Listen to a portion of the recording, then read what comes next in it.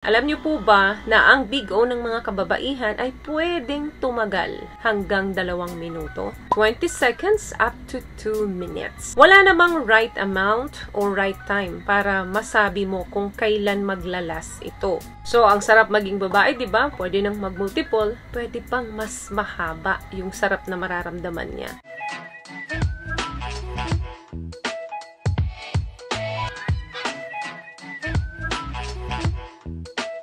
Hi guys! Welcome back to our channel. Kumusta po kayong lahat? Sana ay nasa mabuti po kayo. At sa mga hindi pa po nakakakilala sa akin, my name is Cheryl Ting. At kung bago pa lang po kayo sa channel na to, pwede po bang makahingi ng isang favor to please consider to subscribe. And also, wag nyo na rin po sanang kalimutan i-click ang ating notification bell para in case may mga bago po tayong video na in-upload, ay mabigyan po kaagad kayo ng notification. And for today's video is let's talk about Big O or orgasm.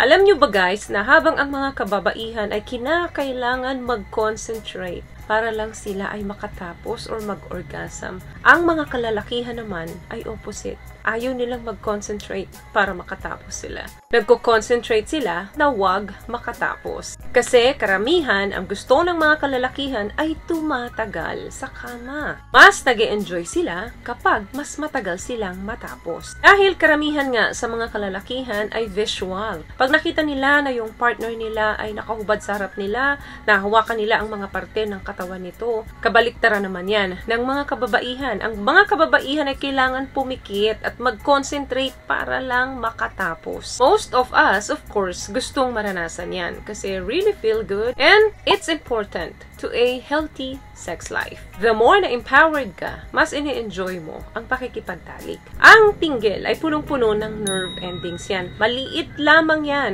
What you see is just the tip of the iceberg. Pero sa ilalim niyan ay malaki. Punong-puno ito ng sensitive nerve endings. The reason why ang clit or tinggil ang pinaka-pleasure powerhouse na parte. Kaya nagpapatunay ito na karamihan talaga sa mga babae ay nakakatapos dahil sa clitoral stimulation or pag-stimulate doon sa kanyang tinggil. Okay, mga katotohanan sa usaping orgasm.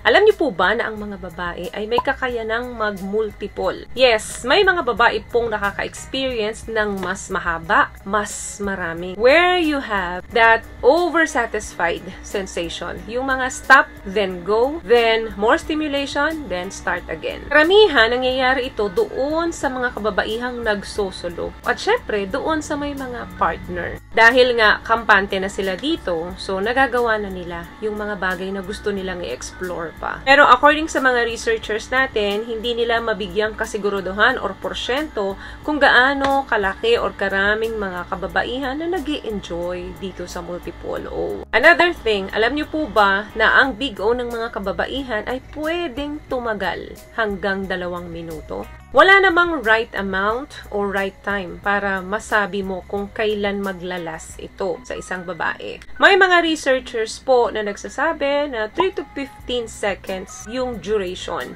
of female orgasm. Pero may mga ebidensya din po na pwede itong tumagal ng hanggang 20 seconds up to 2 minutes. So, ang sarap maging babae, di ba? Pwede nang mag-multiple, pwede pang mas mahaba yung sarap na mararamdaman niya. Another thing, ang mga kababaihan po ay pwedeng makatapos hindi lamang doon sa ibabang parte ng katawan, kundi pa doon sa ibang erogenous zone ng katawan nila. Ibig sabihin, may mga sensitive area ang mga kababaihan na pag hinawakan mo ay pwedeng mag-create ng sexual tension and pleasure. May mga babae pong sa nipple lang pwedeng makatapos. May mga babaeng hindi lang doon sa tinggil, pwedeng sa G-spot, katapos. Ang nipples po ng babae ay marami rin pong nerve ending. Sa pamamagitan ng pagka-rest ninyo dyan, may mga babae po talagang nakakatapos. Another thing, pwede po itong makatulong sa migraine. Karamihan yung mga babaeng may sakit na ganito or pag sinusumpong ka ng ganito.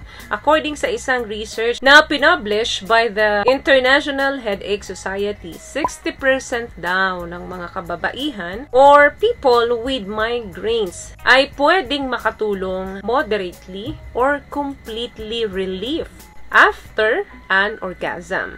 However, ang orgasm po can also cause headaches. Kapag nakaka-experience po kayo ng sobrang sakit ng ulo during climax, kailangan magpatingin po kayo sa inyong mga doktor. Hindi po kasi magandang senyales kapag nagka-climax kayo ay nakakaranas kayo ng pagsakit ng ulo, lalo na kung sa tuwing nakikipagtalik kayo at matatapos kayo. Tuloy-tuloy yan na sumasakit ang ulo nyo. Pero kung minsan lang naman, tapos sa susunod ay wala na at sa mga susunod pa, okay lang. Last one, female in same-sex relationship. Alam niyo po ba na mas nakakaranas sila ng maraming orgasm? At madalas, successful ito. According sa isang study noong 2017, yung mga kababaihan na may same-sex relationships, they always reach climax during SEX. The reason why is obvious naman dahil pareho silang may tinggil. So alam nila kung ano yung gagawin nila dito. Kung paano nila bibigyan ng pressure, kung paano nila bibigyan ng speed. So alam nila yon dahil pareho silang may tinggil. So yan ang ilan lamang pong katotohanan sa usaping female orgasm. So yan lamang po ang video natin for today. I hope may nabigay po ako sa inyong tips. At kung nagustuhan niyo po ang ating video, please give it a thumbs up, comment down below, and also share this video na rin po sa mga kaibigan na sa tingin nyo matutulungan ng video natin. Once again, palagi po kayong mag-iingat at palagi po kayong manalangin. Thank you guys for watching and see you on my next one. Always love yourself and be a blessing. Bye!